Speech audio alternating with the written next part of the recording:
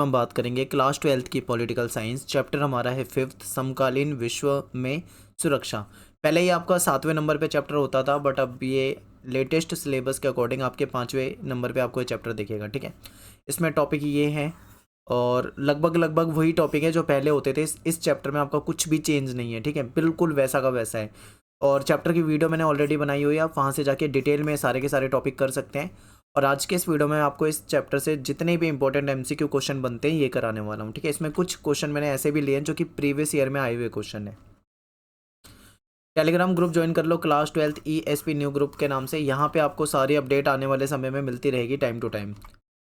मेरा नाम सत्येंद्र प्रताप है। अगर आपको कुछ डाउट हो, कुछ पूछना हो, तो आप मुझे मैसेज कर सकते हैं इंस्टाग्राम पे, एकलव्य स्टडी पॉइंट, ये मेरा यूज़र नेम है और टाइम निकाल के आपको रिप्लाई करने का पूरा प्रयास करूँगा। तो चलिए स्टार्ट करते हैं क्वेश्चन को। सबसे पहला क्वेश्चन आपके सामने है कि सुरक्षा का बुनियादी अर्थ क्या है। ऑप्शन है शत्रुओं से आज़ादी यानी दुश्मनों से आज़ादी, सेकंड है खतरे से आज़ादी, तीसरा है केंद्रीय मूल्य, या इनमें से कोई नहीं। देखिए, जो परफेक्ट आंसर बनेगा वो आपका बनेगा बी, यानी कि बी ऑप्शन यहाँ पे क्या है आपका सही हो जाएगा। क्वेश्चन नंबर सेकंड है एशिया और अफ्रीका के नव स्वतंत्र देशों के सामने खड़ी कौन सी सुरक्षा की चुनौती गौण थी। इसका मतलब क्या है कि देखिए, एशिया और अफ्रीका जो है, यहाँ के जो नए नए देश आज़ाद हुए हैं उनके सामने कौन सी ऐसी समस्या है जो उनके सामने थी तो, लेकिन वो एक तरह से दिख नहीं रही थी, या फिर हिडन आप मान सकते हो, पर वो समस्या थी। तो इसमें आंसर आपका सी होगा। ठीक है, क्या है इसका आंसर, भू क्षेत्र अथवा आबादी पर नियंत्रण को लेकर सहयोग और सलाहकार की नीति। ठीक है, ये ऑप्शन आपका जो है ये करेक्ट हो जाएगा, क्योंकि यहाँ पे आबादी जो तेजी से बढ़ रही है उस पर नियंत्रण नहीं हो पा रहा है, ये एक समस्या है। अगला क्वेश्चन है कि सुरक्षा की पारंपरिक धारणा संबंधित है। ठीक है, किस चीज़ से संबंधित है सुरक्षा की पारंपरिक धारणा। देखिए, पारंपरिक धारणा में क्या माना जाता था, ये माना जाता था कि हमारे राष्ट्र की सुरक्षा सबसे मेन है, और राष्ट्र को जो खतरा होता है वो किसी पड़ोस के किसी दूसरे देश से होता है। तो यहाँ पे मेनली जो किसी की बात की जाती है वो किसी राष्ट्र की जाती है, और बाहरी खतरों से बात की जाती है मेनली। ठीक है, ठीक है, इसमें आंतरिक खतरे भी होते हैं, लेकिन पारंपरिक में यही माना जाता है कि जो बाहर के खतरे होते हैं वो ज़्यादा मेन माने जाते हैं यहाँ पे। तो यहाँ पे आपका बी हो जाएगा, राष्ट्रीय सुरक्षा। अगला क्वेश्चन है कि अमेरिका ने 1980 के दशक में किसके खिलाफ इस्लामी उग्रवादियों का समर्थन दिया था। क्वेश्चन है आपका कि अमेरिका ने 1980, ठीक है, अमेरिका ने 1980 के दशक में किसके खिलाफ इस्लामी जो उग्रवादी थे उनका समर्थन किया था। तो अमेरिका ने सोवियत संघ के खिलाफ, यानी कि बी ऑप्शन आपका यहाँ पे सही हो जाएगा।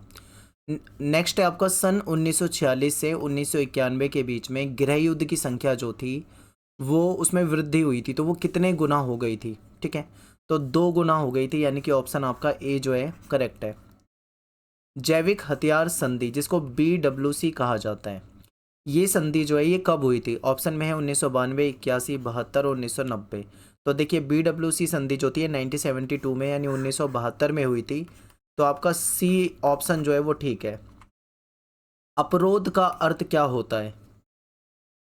तो ये आज की वीडियो में से एक क्वेश्चन है जिसका आंसर आपको मुझे बताना है। आप मुझे कमेंट में बताइए इसका क्या ऑप्शन होगा, क्या इसका सही होगा। और जब भी आप कमेंट में आंसर लिखते हैं तो अपना नाम जरूर लिखा करो। और ऑप्शन मैंने देखा है कई बार मुझे ध्यान नहीं रहता है, आप जैसे ऑप्शन ए लिख रहे हो तो आप ऑप्शन ए में जो लिखा हुआ है ना आपको वो भी लिख देना है, ताकि मुझे ऑप्शन देख के मुझे समझ में आ जाए। वरना मुझे वापस से क्वेश्चन में जाके देखना पड़ता है, तब मुझे पता लगता है कि किस बच्चे ने सही आंसर दिया है या नहीं दिया है। तो आप इस चीज़ का ध्यान रखना, ठीक है, नाम और पूरा आंसर लिखा करो। नेक्स्ट है कि युद्ध की स्थिति में किसी सरकार के पास कौन से ऑप्शन होते हैं, यानी विकल्प होते हैं। ऑप्शन ए है आत्मसमर्पण करना, यानी कि सरेंडर कर देना। ऑप्शन बी है दूसरे पक्ष की बात को बिना युद्ध किए मान लेना, ये भी ऑप्शन सही है आपका, यानी ए भी सही है, बी भी सही है। युद्ध से होने वाले नाश को इस हद तक बढ़ाना कि दूसरा पक्ष डर जाए, ये भी सही है। तो आपका यहाँ पे आंसर हो जाएगा उपरोक्त सभी। नेक्स्ट है आपका कि जैविक हथियार संधि जो थी इसमें कितने देशों ने भाग लिया था। ठीक है, तो इसमें 155 प्लस देशों ने, यानी 155 से ज़्यादा देशों ने इसमें भाग लिया था। तो डी ऑप्शन आपका करेक्ट हो जाएगा। नेक्स्ट है कि आंतरिक रूप से विस्थापित जन कौन होते हैं। जो लोग देश के अंदर ही कहीं विस्थापित हो जाते हैं, यानी कि देश की सीमा रेखा के अंदर, मान लो कोई बिहार स्टेट से दिल्ली आ जाए, ठीक है, दिल्ली की तरफ आ जाए, या कोई दिल्ली से पंजाब चला जाए, चाहे कोई पंजाब से उड़ीसा चला जाए, यानी वो देश के अंदर ही विस्थापित हो रहा है देश की सीमा रेखा के, तो उसको क्या कहा जाएगा, उसको आंतरिक रूप से विस्थापित कहा जाएगा। ठीक है, नेक्स्ट है आपका अप्रवासी कौन होते हैं। अप्रवासी लोग वो होते हैं जो अपनी मर्जी से देश को छोड़ते हैं। ठीक है, उनको कहीं बाहर जाना होता है या जो भी रीज़न हो, अपनी मर्जी से छोड़ते हैं, तो वो ए हो जाएगा। एंटी बैलिस्टिक मिसाइल संधि, जिसको ABM शॉर्ट में हम कहते हैं, ये संधि जो है, ये ABM, ये कब हुई थी। ठीक है, तो ये 1972 की संधि है, याद रखना है। अगला है कि रासायनिक हथियार संधि, जिसको CWC कहा जाता है, ये कब हुई थी। तो ये CWC वाली संधि जो है, ये आपके 1992 में हुई थी, 1992 में।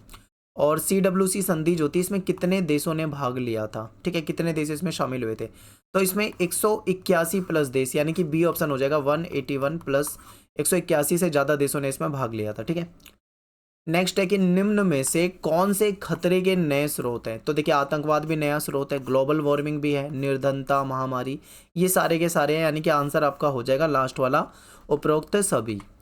निम्न में से किस समझौते में वैश्विक ताप वृद्धि पर काबू रखने के लिए ग्रीन हाउस गैसों का जो उत्सर्जन है, यानी कि जो ग्लोबल वार्मिंग बढ़ रही है, उसके लिए जो ग्रीन हाउस गैस है जिसकी वजह से होता है, उसको कम करने के लिए दिशा निर्देश बताए गए थे, कौन से समझौते में। तो ये क्योटो प्रोटोकॉल हो जाएगा।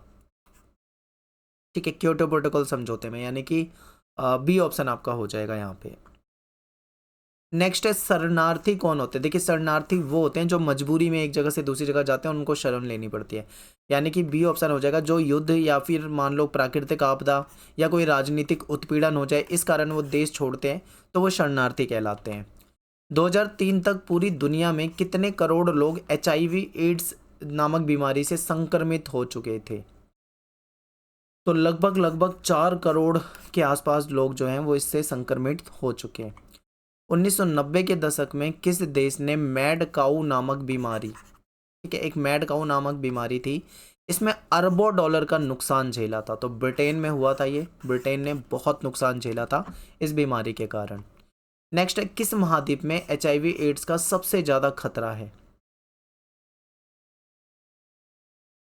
तो देखिए, ये एक बार महाद्वीप देखिए, यूरोप, अमेरिका, अफ्रीका, एशिया, ये सारे ऑप्शन में दे रखा है। अफ्रीका आपका इसका आंसर होगा, अफ्रीका में ही बहुत तेज़ी से ये फैला है। ठीक है, नेक्स्ट है कि HIV AIDS, bird flu, SARS, ये बीमारियां हैं जो कि डैश के कारण तेज़ी से फैली हैं। किस कारण, इसके देखो सारे कारण हैं। आप्रवास के कारण भी हुआ है, क्योंकि एक लोग इधर से उधर जा रहे हैं, जो इन एक कोई एक संक्रमित है तो वो दूसरे देश में जाता है, उसको भी संक्रमित कर देता है, तो ये आप्रवास के कारण भी होता है। व्यवसाय के कारण भी होता है, लोग व्यवसाय में भी कुछ चीज़ें ऐसी होती है जो संक्रमित हो जाती हैं। ठीक है, जिसके जरिए एक से दूसरे को फैलने वाली बीमारियां जो होती है। पर्यटन और सैन्य अभियान से भी हुआ है, यानी कि सारे ही इसमें हो रीज़न है इसके लिए, तो उपरोक्त सभी हो जाएगा। 2017 के अनुसार दुनिया में विश्व विस्थापित लोगों को शरण सबसे ज़्यादा डैश में दी गई। देखिए, अमेरिका ने भी शरण दी है, यूरोप ने भी दी है, अफ्रीका ने भी दी है और एशिया ने भी दी है, सब ने शरण दे रखी है, लेकिन जो सबसे ज़्यादा दी है ना, वो अफ्रीका ने दी है। तो यही आपसे यहाँ पे पूछा हुआ है कि सबसे ज़्यादा कहाँ पे मतलब इनको शरण मिली है, तो आपका आंसर हो जाएगा अफ्रीका। ठीक है, तो यहाँ पे आपके इस चैप्टर से आने वाले सारे इंपॉर्टेंट क्वेश्चन बता दिए। इसमें से कुछ क्वेश्चन ऐसे भी हैं जो कि प्रीवियस ईयर में आए हुए क्वेश्चन हैं, वो भी क्वेश्चन मैंने इसमें शामिल किए हैं। तो आई होप आपको समझ में आया होगा, आप इन क्वेश्चन को याद कर सकते हैं और पेपर में आपके लिए आपको बहुत हेल्प करेंगे। इससे बाहर क्वेश्चन नहीं आएगा, इन्हीं क्वेश्चनों को हो सकता है घुमा दें, लेकिन क्वेश्चन यही रहेंगे। ठीक है,